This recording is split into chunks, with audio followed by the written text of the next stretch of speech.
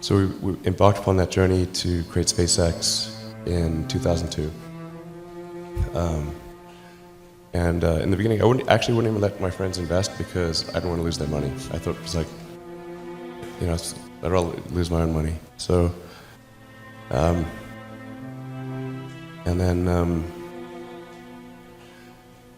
we almost did die at SpaceX actually. So I budgeted for 3 flights.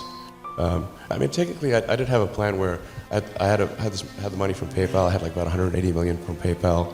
And I thought, I'll allocate half of that to SpaceX and Tesla and Solar City, and that should be fine. I'll have 90 million, like just lots, But then what happened is things cost more and took longer than I thought. So I had a choice of either put the rest of the money in or the companies are going to die.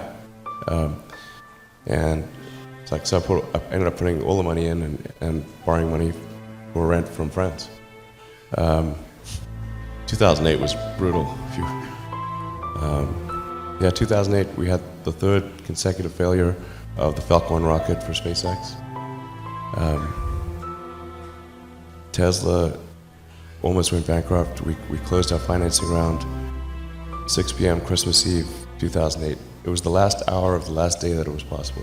We would have gone bankrupt 2 days after Christmas otherwise. And I got divorced. That was like rough, man.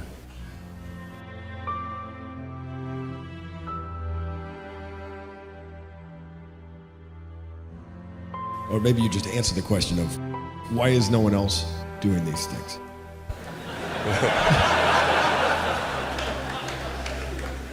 What's your pain threshold? Well, if it's real high.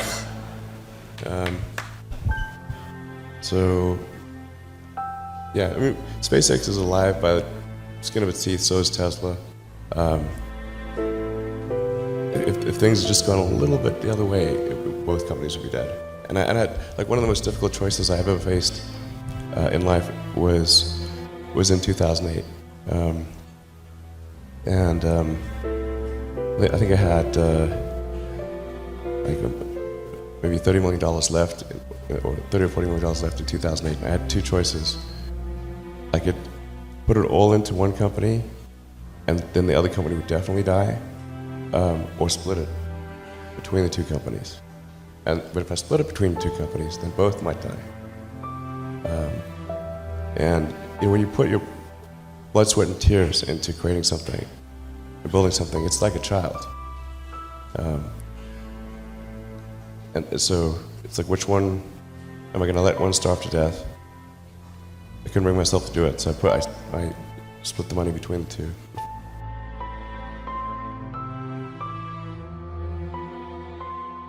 For SpaceX, the first 3 launches failed, and we're just barely able to scrape together enough parts and money to do the 4th launch. If that 4th launch had failed, we would have been dead.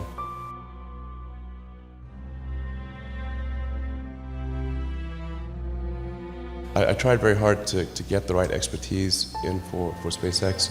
I tried hard to find a great chief engineer for the rocket, but the good chief engineers wouldn't join, and the bad ones, well, there was no point in hiring them. So I ended up being chief engineer of the rocket. So if I could have found somebody better, then we would have maybe had less than 3 failures.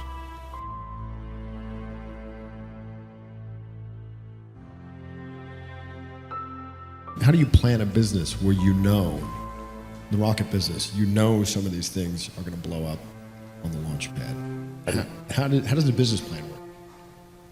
I don't really have a business plan.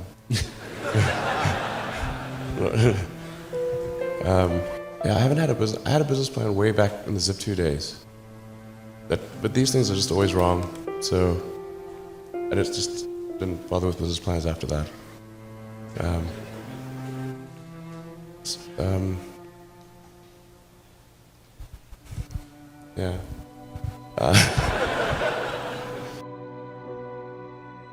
One thing I really like about you is you are unusually fearless and willing to go in the face of other people telling you something is crazy. And I know a lot of pretty crazy people, you still stand out.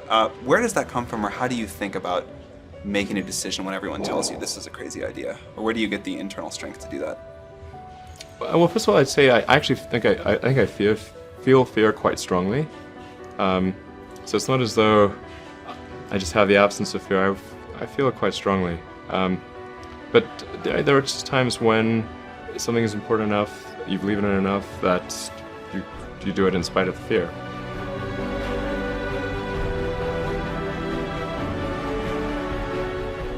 How did you get the expertise to be the chief technology officer of a rocket ship company? I do have a physics background. That's helpful as a foundation. And then I read a lot of books and talked to a lot of smart people. You're self-taught? Yeah. I self-taught, yes, meaning I don't have an aerospace degree. So how did you go about acquiring the knowledge? Well, like I said, I read a lot of books, talked to a lot of people, and have a great team. The odds of me coming into the rocket business, not knowing anything about rockets, not having ever built anything, I mean, I would have to be insane if I thought the odds were in my favor. Why even begin? When something is important enough, you do it even if the odds are not in your favor. You know, there are American heroes who don't like this idea. Neil Armstrong, Gene Cernan have both testified against commercial spaceflight in the way that you're developing it, and I wonder what you think of that. I was very sad to see that because those guys are, those guys are heroes of mine, so it's really tough. I wish they would come and visit and see the hardware that we're doing here. And I think that would change their mind. They inspired you to do this, didn't they? Yes. And to see them casting stones in your direction. It's difficult. Did you expect them to cheer you on? So they're hoping they would. What are you trying to prove to them? What I'm trying to do is to make a significant difference in spaceflight and help make spaceflight accessible to almost anyone. And I would hope for as much support in that direction as we can receive. When you had that third failure in a row, did you think, I need to pack this in? Never. Why not? I don't ever give up. I mean, I'd have to be dead or completely incapacitated. If you just accept the probabilities, then that diminishes fear. When starting SpaceX, I thought the odds of success were less than 10%, and I just accepted that actually probably I would just lose everything. But that maybe would make some progress if we could just move the ball forward. Even if we died, maybe some other company could pick up the baton and keep moving it forward, so that would still do some good. Same with Tesla. I thought the odds of a car company succeeding were extremely low.